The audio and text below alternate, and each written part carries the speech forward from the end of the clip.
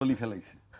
এবার আপনার কাছে এখন আমি বাকিটা শুনতে বলি, চাই। একটা ধরেন উনি একটা কথা বললো না যে আইনও হাতে, আমি না সে। এখন আওয়ামী লীগ মাঠে নামতেছে, মাঠে নামতেছে কিভাবে বা কোন প্রেক্ষাপটে সুযোগ দিতে, সেই আলাপটায় পরে আসি। নামলে যেটা হবে, মানে আপনি যদি ব্যাপকভাবে নামতে পারেন তাইলে যেটা হবে, এখন ধরেন জুলাই কৃতিত্ব যারা দাবি করে, আমি এর আগেও বলছি যে শেখ হাসিনা যদি এই মুহূর্তে প্রধানমন্ত্রী হয়, বসাই দিলাম যে উনি প্রধানমন্ত্রী, আপনিই বলেন যে তার কাছে সবচেয়ে বেশি অপরাধী কাদেরকে বলবে? এনসিপিকে, কোনো সন্দেহ নাই। মানে জুলাই চেতনা যারা করে তারা তার ডাইরেক্ট এনিমি, এই ব্যাপারে কোনো মাপ নাই, কোনো ছাড় নাই। তাহলে যিনি ভিকটিম 24-এর আন্দোলনে, তার কাছে কিন্তু এই এনসিপির কোনো মাপ নাই। অর্থাৎ এনসিপি একমাত্র, এখন যেহেতু দল হয়েছে তাই বলতেছি, সে রক্ষা পাবে না আইনও হাতে, এটাকে মাপ পাবে না। এটার ব্যাপারে ফার্ম ডিটারমিনেশন যে তোমরা করছই। আর অন্য যদি কারো থেকে থাকে কেউ যারা জুলাই চেতনার কৃতিত্ব ওদেরকে দিতে চায় না, বলে এটা তো অনেক পুরনো আন্দোলন, ওরা এসে ম্যাচিউর করছে, ওরা রক্ষা পেতে পারে আইনও হাতে। তাই হাতে কইব মানে তারা এনসিপিকে দেখাই দিবে, অর্থাৎ এনসিপির কোনো রক্ষা নাই। মানে ওইখানে আর হাতে নাই, ওটা এনসিপি। এনসিপি বলবে আইনও হাতে, বলার সুযোগই নেই তার, কারণ সে তো আইনও মানে তারা জানেই তারা কারা করছে, আর শেখ হাসিনা নিজেও জানে। সেই কারণে ওরা আইনও হাতে করে পার পাইব না। সে ইংরেজিতে বলবে হয়তো তখন, যের অর্থ আমি জানি। এখন আসেন যেটা বলতেছিলাম, তাহলে রেজাল্টটা কি দাঁড়াইলো? এখন মনে করেন যারা অন্য দল, এনসিপি বাদ দিয়া যারা ক্ষমতায় আছেন বা যারা আছেন, তারা যদি এটা ভাবেন যে আওয়ামী লীগ মাঠে এসে, আমি বলতেছি আসার প্রেক্ষাপট পরে বলছি, কেমনে আসতে পারতেছে নিষিদ্ধ থাকা সত্ত্বেও সেটা পরে, কিন্তু তারা যদি কেউ ভাবেন যে আজকে আওয়ামী লীগ মাঠে আনে, নেইমাও যায়, অসুবিধা কি? পিটাইব তো এনসিপিরে, পিটাইব তো জামাতরে। জামাতরে আর এনসিপিরে পিটাই যদি হজম করতে পারে, তাহলে তৃতীয় প্রশ্ন যে আসবে না, সংবিধানের বাইরে তোমরা নির্বাচনের ক্ষমতায় কেমনে? এই প্রশ্ন আসবে না, কারণ গ্যারান্টি নাই তো। কারণ বারবার বলতেছি, আমি বহুবার বলছি যে সংবিধান মোতাবেক নির্বাচন হয় নাই, এবং সংবিধানে যে ডেট আছে সেই তারিখ মোতাবেক নির্বাচন হয় নাই। কেউ কেউ প্রশ্ন করবেন সংবিধানের তারিখ কোথায়? আমি আপনাকে দেখাই দিচ্ছি তারিখটা কোথায়। তারিখটা হইল সংসদ ভেঙে যাওয়ার পর পরবর্তী 90 দিনের মধ্যে নির্বাচন হবে। তাহলে যেদিন ভেঙে গেছে সেদিন থেকে 90 দিন গুনবেন, ওইটাই ডেট। এটা আমার বানানো না, ওইটাই ডেট। তা সেই ডেটে নির্বাচন হয় নাই। তো আওয়ামী লীগ যদি মাঠে আসতে পারে, পয়লা আপনি খুশি হবেন যে এনসিপি রিপিটেইতেছে, দ্বিতীয়বার না, আমি খুশি হব না। না, আমরা রূপকর্তা, জি, আপনি খুশি হবেন বা উনি খুশি হবে, আচ্ছা এনসিপি রিপিটেইতেছে, এরপরে জামাত রিপিটেইতেছে, তারপরে তো সে ক্ষমতার দিকে, ওই দুটো যদি হজম করতে পারে তাহলে ক্ষমতার দিকে চোখ দিবে না সে? Not unlikely. এইবার আসেন, আসে কেমনে সে? রাজনীতিতে তো নিষিদ্ধ। যে রাজনীতিটা নিষিদ্ধ, যাদের কার্যক্রম নিষিদ্ধ, সে মাঠে আসে কেমনে? এটাতে অনেকগুলা বার্তা। যদি তারা প্ল্যান করে নামে যে আমরা নামবই, তাহলে তারা উপযুক্ত সময় মনে করতেছে। এটা দুইটা অপশন, জেলে গেলে যাব, আর নয়তো জেলে যাব না গ্যারান্টি, কিংবা জেলে গেলে অল্প দিন থাকতে হবে। অনেকগুলো নাহলে নামবে কেন? আপনি যদি একটা কঠিন পথ মনে করেন যে এই পথটা খুবই কঠিন, ঝুঁকি আছে, এতদিন নিলেন না, এখন নিচ্ছেন। পুলিশ কাউকে গ্রেপ্তার করে নাই, আপনি কথাটাই বলছেন। তো পুলিশের ভাষ্য থেকে আমরা পাইলাম এটা ছাত্রলীগ যুবলীগরা করছে। আমি কিন্তু কোনোটার বিরুদ্ধে, কে নামছে, নামাটা অপরাধ, এই আমরা আলোচনা করতেছি। নামলে পুলিশ গ্রেপ্তার করবে না কেন? আপনি কাউকে না কাউকে তো গ্রেপ্তার করতে হবে, এক। দুই, বলতেছে এটা কোন থানার ঘটনা, এগুলো কোনো আলোচনা নয়। আমরা এটা বহু কালি দিচ্ছি, এইটার মানে হচ্ছে দায় এড়ানো। আপনি চলমান, আপনি যেমন কুমিল্লা বাসে চলে যাচ্ছেন, এক জায়গায় বাসে ডাকাতি দিয়েছে, আপনি তারপরে থানায় থেকে রাত্রে পার করে থানায় গেলেন মামলা করতে। কোন জায়গায় হয়েছে? অমুক। এটা তো আমার থানা না, এটা তো এটি খুব প্রচলিত। হ্যাঁ, অনেক ঘটনাই আমরা এই দেখি। আবার বললেন যে ওই থানায় গিয়ে বললেন যে ভাই আমার তো ওই থানাতে পাঠালেন, কোন জায়গার থেকে আপনি লাস্ট কোথায় নামছেন আপনি? অমুক জায়গায়, তাহলে ওই থানায়। এটার মানে হচ্ছে আপনি এই মামলাটা নিতে চাচ্ছেন না, অনীহা প্রকাশ করা। এই অনীহা প্রকাশ করাই মানে তাদেরকে ফেভার করা। আমি কি বুঝাইতে পারছি আপনাকে? আপনি যখন ককটেল মারবেন, মারার পর কোন থানার ঘটনা বলে 2টা থানার ওসি যখন এড়াইয়ে যাইতেছে, তখন আপনি ধরে নেবেন এই এড়ানো মানেই হচ্ছে তাদেরকে সুযোগ দেয়া। এইবার আসেন, এই কারণে যদি এই 2 থানার ধস্তাধস্তি 2 থানার ওসি সাসপেন্ড না হয়, আমি কিন্তু তাদেরকে সাসপেন্ড করতে বলছি না, আপনার আলোচনার থেকে বলছি। 2 থানার ওসি যদি সাসপেন্ড না হয়, এসপিকে যদি কৈফিয়ত তলব না করে, তাইলে ধরে নেবেন যে মন্ত্রণালয় এটার ব্যাপারে ইন্টারেস্টেড কিনা, প্রশ্ন আসবে। কারণ আপনার যে দলের কার্যক্রম নিষিদ্ধ রাষ্ট্রীয়ভাবে, সেটা সরকার জানে, সরকারের প্রশাসন জানে।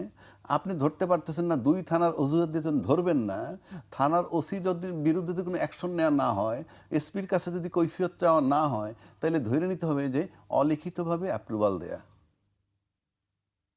তাহলে ধরবেন না কেন আপনি? আমি কি আপনার বুঝাইতে পারছি? এইবার আসেন দ্বিতীয় ধাপ। যদি তারা মাঠে নামে এইভাবে, পার্লামেন্ট কিন্তু 18 কোটি লোকের প্রতিনিধি থাকে। 300 এমপি মানে 18 কোটি লোকের, 300 এমপি মানে বাংলাদেশটাকে তো 300 ভাগ করা। সেই প্রতিটা ভাগ থেকে একজন করে সংসদ সদস্য ভিতরে ঢুকছে ব্যক্তি। তো এটা সমষ্টি করলে কি হয়? 18 কোটি লোকের প্রতিনিধি ওখানে। সেই 18 কোটি লোকের, আমি আওয়ামী লীগ বাদ দিলাম, 18 কোটি লোক অফিসিয়ালি, সেখানে কিন্তু ফ্রম ডে 1 একটা গ্যাপ হয়ে রয়েছে। গ্যাপটা পরে বলি। এই যে বললাম আওয়ামী লীগ যে মাঠে যদি আসে এনসিপির এই পিটাবে, এনসিপি যদি বুদ্ধিমান হয়, সে চিন্তা করবে পিটাইতে পারবে না। কেন? তারা মোকাবেলা করবে। আর পারবে না কেন? যেহেতু আওয়ামী লীগ ক্ষমতায় নাই, পুলিশ তার পক্ষে নাই, সেহেতু ক্ষমতায় মারামারি এক জিনিস, আর ডিটেনশন নেওয়া, আটকায় রাখা, সেটা কঠিন কাজ। তো এখন যে জায়গাটা আমি ছিলাম, ফ্রম ডে 1 পার্লামেন্ট তো কোনো একটা খারাপ সিচুয়েশন এলে যে সব দল একত্রিত হবে, ভাই যেমন বললেন, একত্রিত হয়, কিন্তু এখানে আপনি হবেন না। কেন হবেন না? এইবারে পার্লামেন্টে যাওয়ার আগে কিন্তু কিছু প্রতিশ্রুতি ছিল। এগুলো ছিল রাজনৈতিক দলের মধ্যে, আর রাজনৈতিক দলের মাধ্যমে সাধারণ জনগণ প্রতিশ্রুতি পেয়েছে। রাজনৈতিক দলগুলো ঐক্যমত্য হয়েছে, আমরা গণভোট করব। গণভোট করে নির্বাচনের সময় একই দিনে গণভোট করব। গণভোট করে গণভোটের আলোকে জুলাই সনদ বাস্তবায়ন করব। এগুলো কিন্তু রাজনৈতিক দলের ভিতরে সমঝোতা, আর এই রাজনৈতিক দলের মধ্যে জনগণের কাছে দেওয়া প্রতিশ্রুতি। কিন্তু আপনি পার্লামেন্টে যাওয়ার পর যখন প্রতিশ্রুতি ভঙ্গ করলেন, আমি সুনিশ্চিতভাবে বলে দিচ্ছি এটা ভঙ্গ হয়ে গেছে। আপনার করার ইন্টেনশনে একটা অধিবেশন শেষ হওয়ার পর পরবর্তী অধিবেশনে অর্থ অধিবেশন বলে, এটাকে বলে অর্থ অধিবেশন, বাজেট অধিবেশন শুরু হয়ে গেল, ওই আলোচনা নাই। তাহলে তো ফ্রম ডে 1 আপনার ইউনিটি নষ্ট হয়ে গেছে। এখন আসেন, এই ইউনিটি কেউ ভাঙতে যাবে না। মানে এই ইউনিটি আপনি ইউনাইটেড করতে পারবেন না। এই কারণে আপনি ওই যে প্রতিশ্রুতি দিছিলেন, এখন আপনি বাস্তবায়ন করতেছেন না, বলতে বিরোধী দলটা কি করবে? আপনি তো 2/3 মেজরিটি নিয়েছেন, আপনি কিছু করতে পারবেন না। মানে বিরোধী দলের এরা কিছু করতে পারবে না। ফলে আপনি মুখে যাই বলেন না কেন, আপনি নন কোঅপারেটেড থাকবেন। 2 নম্বর, প্রথম অধিবেশনটা আমরা কি দেখলাম? আমরা যে প্রথম অধিবেশনটা দেখলাম, পুরা যতদিন হয়েছে, এখানে আলাপটা হয়েছে কি? আলাপ হওয়ার কথা ছিল কিন্তু ওইগুলা, সেই গণভোট বাস্তবায়নের আলোকে সংবিধান সংস্কার না সংশোধন ইত্যাদি ইত্যাদি, সেটা কিন্তু আলাপ হয় নাই। আলাপ হয়েছে কি জানেন? গুপ্ত সুপ্ত, স্বাধীন পক্ষ শক্তি, বিপক্ষ শক্তি। এখন আবার আলাপ হইতেছে একটা কোথায় রেপ হয়েছে, সেই রেপ নিয়ে 30 মিনিট 40 মিনিট আলাপ হয়েছে। নামকরণের বিষয় আছে, নামকরণের বিষয় আছে। আরেকটি বিষয় যে জীবিত বাবাকে মুক্তিযুদ্ধে ঠিক আছে, বলা অনেক মানে বিষয়। এই যে আলাপগুলো হচ্ছে, তারপরে ইংরেজি কিভাবে 71 সালে বাবা মারা গেছে, তো 81 সালে তার জন্ম, নানান কাহিনী। আপনি চিন্তা করেন তো, পুরো দেশটা, এটার ইম্প্যাক্টটা কি? এই রাষ্ট্রে এটার ইম্প্যাক্টটা কি? আলোচনার খোরাক হচ্ছে আর কি। আলোচনার খরচ হচ্ছে, আপনি ইংরেজিকে শুদ্ধভাবে বলছে, ওই যে একটু আগে আমরা হিসাব করে আসলাম, 2,76,000 টাকা করে পার মিনিট ব্যয় করে এই আলাপ। রাস্তা কাঁচা।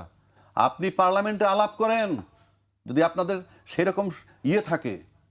সম্প্রতি ভারতে কি হয়েছে, দিল্লিতে, সেই দিল্লি কাণ্ড নিয়ে পার্লামেন্টে আলাপ করেন, যে এখানে কার অপরাধ, কি অপরাধ, এটা কেন হইল। পার্লামেন্ট আপনি সেই আলাপ করবেন, স্মার্ট পার্লামেন্ট। আপনি আলাপ করেন শুদ্ধ বাংলা কয় কিনা, শুদ্ধ ইংরেজি কয় কিনা, তারপরে রেপের ঘটনা নিয়ে, এইটার জন্য আপনাদেরকে জনগণ ভোট দিছে। জনগণ ভোট দিছিল যে কালে, সেগুলো তো নষ্ট করলেনই, প্রতিশ্রুতি ভঙ্গ করে ফেলছেন। যদি কোনোদিন এটা বাস্তবায়ন হয়, আপনি মনে করবেন সহজভাবে হবে না। আবার যদি কোনো বাজে পরিস্থিতি হয় তাইলে হয়তো হবে, নাইলে এটা হওয়ার কোনো কারণ নাই। আর না করলে যেটা হবে, আপনি ডিভিশন করে ফেলছেন, আপনি কখনো ইউনাইটেড হতে পারবেন না। কারণ আপনি ক্ষমতায় যখন চলে আসার পর আপনি যার যার তারটা দেখেন, তখন তো আপনাদের ভিতরে question of not trust, rather mistrust. ভিতরে যদি আপনার বিশ্বাস ভঙ্গ হয়ে যায়, কি হবে? যারটা সে সামাল দিবে। ইউনাইটেড আপনি করতে পারবেন না, কারণ দেশ সেই জায়গাটায় নাই। কারণ আপনি পার্লামেন্টে কি করেন, এই দেশের জনগণ দেখে। জনগণ যদি এত মূর্খ মনে করেন আপনার সাথে হয়তো ইংরেজি বলতে পারে না, তাদের মেধা আছে। কেন বলছি? যারা খুব ভালো ইংরেজি জানেন, খুব বড় পণ্ডিত, খুব বড় পিএইচডি, চাকরি টোকান। কিন্তু রাষ্ট্র যারা চালায় খুব পণ্ডিত হইতো না, মেধা দরকার। জি। কারণ আমি একটা ছোট্ট কথা বলি, একজনে লেখাপড়া জানে না, সে বড় ব্যবসায়ী, ভদ্রলোক মারা গেছেন। তিনি পোলার আইসক্রিম কোম্পানির মালিক, আমানুল্লাহ সাহেব। তার ওখানে আমার যাওয়ার সুযোগ হয়েছিল একবার, একটা কারণে। আমি স্মরণ করতেছি এই কারণে, মৃত লোকের গীবত করছি না, প্রশংসা করছি। টেলিফোন আসলো জাপান থেকে, তার লোক এসে টেলিফোনটা দিয়ে দিল, স্যার জাপান থেকে টেলিফোন আসছে। সে ইংরেজি কইব, কি কইব আল্লাহ জানে, আমি জানি লেখাপড়া জানে না। বৈঠে বলতেছে, আমান স্পিকিং, এলসি সেন্ড, ফ্যাক্স কাম, টেলেক্স কাম, শিপ নো কাম। এইভাবে ভাই 3-4 মিনিট আলাপ করছে। আমি বসা, আর এক ভদ্রলোক ছিল, মেজর কামরুল, ভদ্রলোক মারা গেছেন। বাইরে এসে দিন আলোচনা করলাম, ভাইটাল কথা একটাও ছুটে নাই। এই কথা বলছে উনি, আর 1.5 মিনিটে, আমাগো লাগতো 7 মিনিট। ইংরেজি ঠিক করতাম, ওইটা সেইটা, কিন্তু আপনার চমৎকার ইংরেজিটা।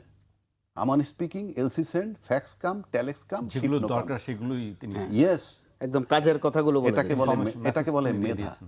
সুতরাং এই পার্লামেন্টে কে কি ভুল কইলো, কে কতটুকু ইংরেজি জানে, আমাদের জানা আছে বাইরের থেকে, আমাদের জানা আছে, গল্প করে তো লাভ নাই। কে কতটুকু ইংরেজি জানেন, কে কতটুকু লেখাপড়া করছেন, আমাদের জানা আছে। আমরা যে খুব বেশি করে তাও না, জানা আছে। আমি আপনার পার্থক্য নাই তো, শুধু চেয়ারটা পাওয়ার পর আপনি বিরাট কিছু হয়ে গেছেন, এর বাইরে তো কিছু না।